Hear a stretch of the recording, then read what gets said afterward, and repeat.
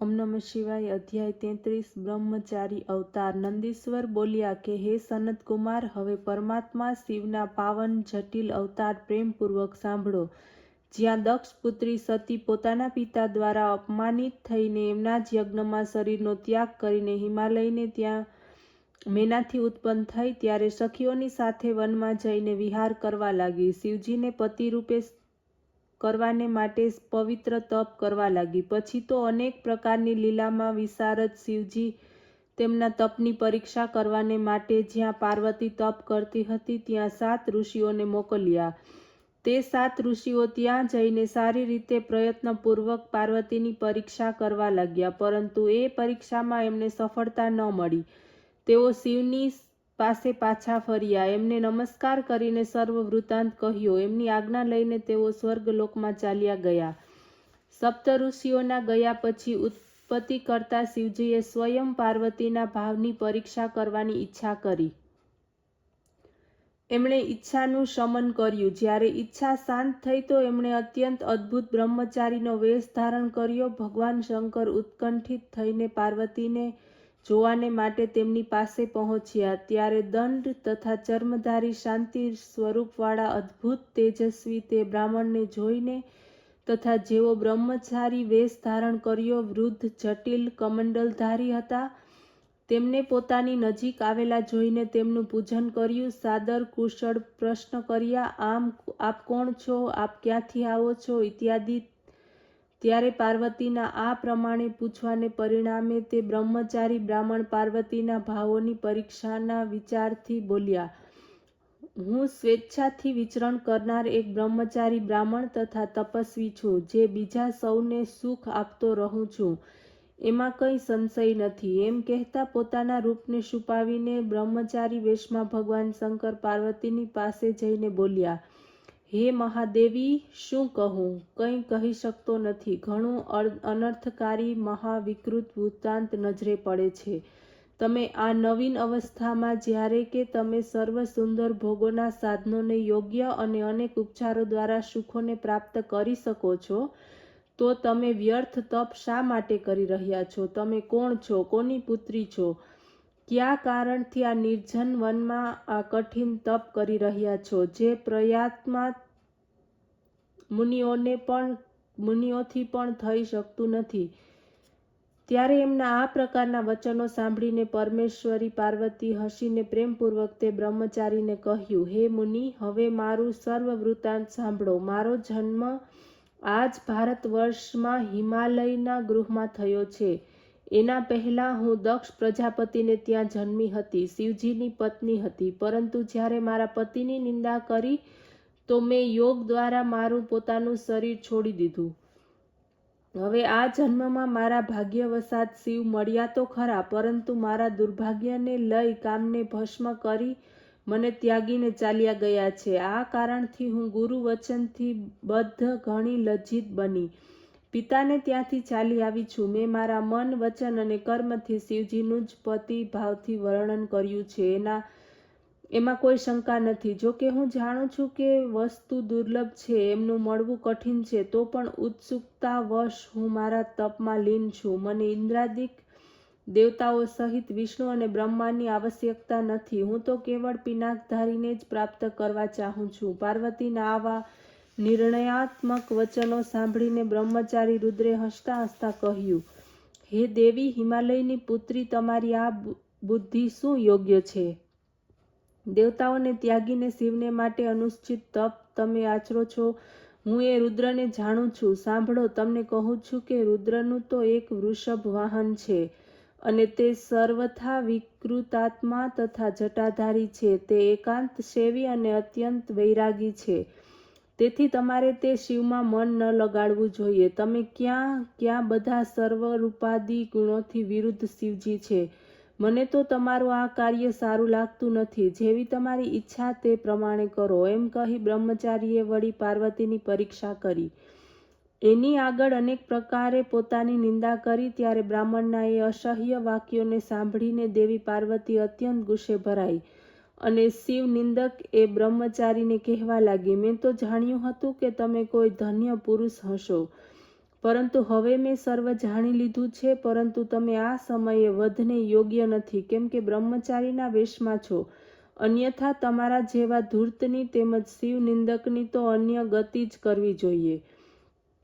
રે બહિર્મુખ, તું શિવને જાણતો નથી. મને પશ્ચાતાપ છે કે મેં તારી પૂજા કરી.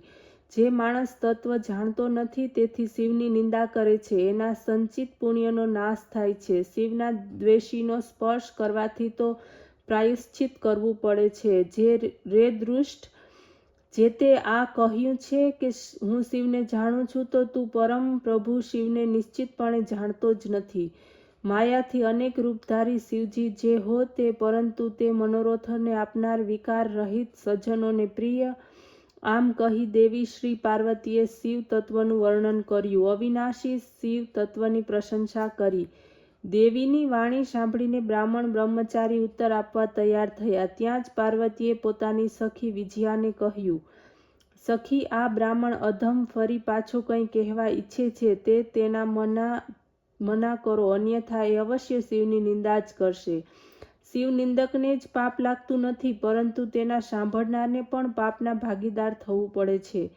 શિવના સેવકોને માટે તે ઈચ્છવા યોગ્ય છે કે જે શિવ નિંદક હોય તેને પૂરો કરવો. જો બ્રાહ્મણ હોય તો છોડી દેવામાં આવે અથવા પોતે જ તે સ્થાન છોડીને ચાલ્યા જાય. આ દુષ્ટ ફરીથી શિવની નિંદા કરશે. વળી બ્રાહ્મણ છે એટલા માટે મારવા યોગ્ય નથી, તેથી એનો ત્યાગ જ યોગ્ય છે. હું આ સ્થાનનો ત્યાગ કરીને અન્યત્ર ચાલી જાઉં છું, જેનાથી આ મૂર્ખની સાથે કદી સંભાષણનો પ્રસંગ ન થાય. હે મુનીશ્વર, પાર્વતીએ આમ કહીને ચાલવાને માટે જ્યાં પગ ઉપાડ્યા ત્યાં જ સાક્ષાત શિવે તેમના હાથ પકડી લીધો. પાર્વતીએ જે રૂપમાં તેમનું ધ્યાન કરતી હતી તેવું જ દિવ્ય રૂપ ધારણ કરીને શિવે પાર્વતીને દર્શન આપ્યા અને નત મુખવાળી પાર્વતીએ કહ્યું, હે શિવા, હે અનધે, તમે ક્યાં જાઓ છો? હું તમારો ત્યાગ કરી શકતો નથી. આ તો મેં તમારી દ્રઢ ભક્તિની પરીક્ષા કરી છે અને એટલા માટે બ્રહ્મચારી વેશ ધારણ કરીને તમારી પાસે આવ્યો છું. જે ઈચ્છો તે વરદાન માગો, તમારા માટે કંઈ અદેય નથી. આજથી હું તમારા તપથી ખરીદાયેલો દાસ છું. તમારી સુંદરતાને જોયા વગર મને એક એક ક્ષણ યુગના જેવી લાગે છે. હે પ્રિય, હવે તમે લજ્જા છોડો, કારણ કે તમે મારી સનાતન પત્ની છો. ચાલો, હું તમારી સાથે શીઘ્ર કૈલાસ પર જ આવું છું.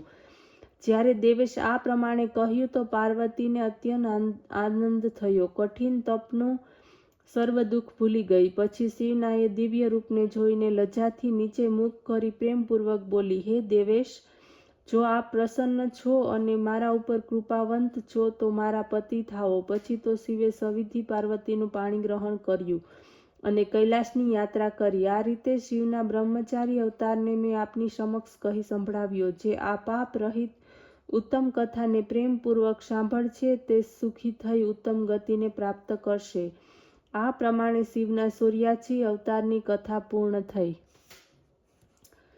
અધ્યાય 34 સુનર્તક અવતાર. નંદીશ્વરે આગળ કહ્યું કે હે સનતકુમાર, હવે પરમાત્મા શિવનો નર્તક નટ નામક અવતાર વર્ણવું છું, તે સાંભળો. જ્યારે હિમાલયની પુત્રી કાલિકા દેવી પાર્વતી વનમાં જઈને શિવને પ્રાપ્ત કરવાને માટે પવિત્ર તપ કરવા લાગી, તો એમના સુંદર તપથી પ્રસન્ન થઈ શિવ એમના ભાવની પરીક્ષા કરવાના હેતુથી એને વરદાન આપવાને માટે એમની પાસે વનમાં આવ્યા.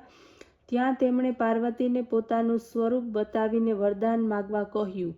ત્યારે એમના આમ કહેવાને લીધે અને ઉત્તમ રૂપને નિહાળીને તેઓ હર્ષિત થઈને પ્રણામ કરતા બોલ્યા, હે દેવેશ, જો આપ પ્રસન્ન મને વરદાન આપવાની ઈચ્છા રાખો છો તો ઈશાન, આપ મારા ઉપર કૃપા કરીને મારા પતિ થાઓ. હે પ્રભુ, આપની આજ્ઞાથી હવે હું મારા પિતાના ઘેર જાઉં છું. આપ મારા પિતાની પાસે જાઓ અને પોતાના શુભ યશને કહીને તેમની પાસે મારી માંગણી કરો, જેનાથી મારા પિતાનો ગૃહસ્થ ધર્મ સફળ થાય. તમારી માંગણીનો સ્વીકાર થશે તો દેવોની કાર્ય સિદ્ધિ માટે મારી સાથે યથાયોગ્ય રીતે વિવાહ કરી લેજો. આ રીતે આપ મારા મનોરથોને પૂર્ણ કરો. હે વિભો, આપ સર્વદા વિકાર રહિત અને ભક્ત વત્સલ છો અને હું તો સર્વદા આપની જ ભક્ત છું. પાર્વતીએ આ પ્રમાણે કહ્યું ત્યારે શિવજી તથાસ્તુ કહી કૈલાસની યાત્રા કરી. પાર્વતી પણ પોતાના પિતાના ઘરે ગઈ.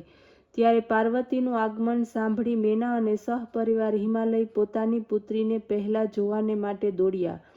સ્વાગત સાથે ઘેર લાવ્યા. મહોત્સવ મનાવ્યો. મેના અને હિમાલયે બ્રાહ્મણો વગેરેને પુષ્કળ ધન આપ્યું. વેદ ધ્વનિ પૂર્વક મંગલાચાર કર્યો. જ્યારે એક દિવસ હિમાલય ગંગા સ્નાન માટે ગયા હતા ત્યારે જ સુંદર નર્તકનો વેશ ધારણ કરી શિવને એના પાસે આવ્યા, જેના ડાબા હાથમાં શિંગડું અને જમણા હાથમાં ડમરું બિરાજમાન હતું અને લાલ વસ્ત્ર પહેરીને પીઠ ઉપર કામણી ઓઢી હતી. આવા નટના સ્વરૂપે પરમ રીતે તેઓ શોભતા હતા. તે શિંગ અને ડમરૂને સુંદર રીતે બજાવતા હતા અને અનેક પ્રકારની મનોહર લીલાઓ થતી હતી, જેને જોવાને માટે સર્વ નગર આબાલ વૃદ્ધ ભેગા થયા હતા. સર્વને શિવે પોતાના મનોહર નૃત્યથી પ્રસન્ન કરી દીધા. મેના પ્રસન્ન થઈ શીઘ્ર સુવર્ણ પાત્રમાં રત્નોના ઢગ ભરી લાવીને આપવા લાગી, પરંતુ શિવે તો તેમાંથી એક પણ રત્ન ન લીધું. ભિક્ષામાં પાર્વતીની માંગણી કરી. ફરી પાછા વળી નાચવા અને ગાવા લાગ્યા. શિવના વચનો સાંભળીને મેના ગુસ્સે ભરાઈ એના પોતાના વચનોથી ફટકારી ઘરમાંથી બહાર કાઢવા લાગી. એ સમયે હિમાલય પણ ગંગાથી પાછા આવ્યા. આંગણામાં એ ભિક્ષુકને જોયો અને મેનાની પાસેથી સર્વ વૃત્તાંત સાંભળી તેઓ પણ ગુસ્સે ભરાયા અને અનુસરોને આજ્ઞા આપી કે આ ભિક્ષુકને બહાર કાઢી મૂકો. પરંતુ પ્રયત્ન કરવા છતાં તેમણે કોઈ બહાર કાઢી ન શક્યું, કારણ કે તે ભિક્ષુક પોતાની અનેક લીલાઓના ચતુર અનંત પ્રભાવવાળા હતા. તે તત્ક્ષણ જ ગિરિરાજને પહેલા વિષ્ણુ રૂપમાં, પછી સૂર્યના રૂપમાં, પાર્વતીને હસતા પોતાના સુંદર તેજમાં દેખાયા. તે બંનેની પાસે તેમણે ભિક્ષા સ્વરૂપે પાર્વતીની માંગણી કરી, બીજું કંઈ પણ ગ્રહણ ન કર્યું. પછીથી ગુપ્ત રૂપે પાર્વતીના કહેવાથી પોતાના સ્થાને ચાલ્યા ગયા. આ આશ્ચર્ય જોઈને મેના સહિત ગિરિરાજને ઉત્તમ સ્થાન ઉત્પન્ન થયું. તેઓ પશ્ચાતાપ કરવા લાગ્યા. એમણે કહ્યું, આપણે આપણી સુંદર કન્યા તપસ્વીની પાર્વતીને તેમને આપવી જોઈતી હતી. આ પ્રમાણે વિચાર કરતા તે બંને શિવમાં પરમ ભક્તિ ઉત્પન્ન થઈ. પછી તો ભક્તોને સુખ આપનાર શિવજીએ મહાલીલા કરીને પ્રેમપૂર્વક યથાવિધિ પાર્વતી સાથે વિવાહ કર્યા. આ રીતે સુનર્તક નામનો અવતાર કહ્યો, જેથી શિવમાં પરમ ભક્તિ ઉત્પન્ન થઈ. પાર્વતીના વાક્યોને પૂર્ણ કર્યા. શિવનો આ સુનર્તક નામ અધ્યાય સર્વ પાપનાશક અને પરમ ગતિ આપનાર છે. ઓમ નમઃ શિવાય.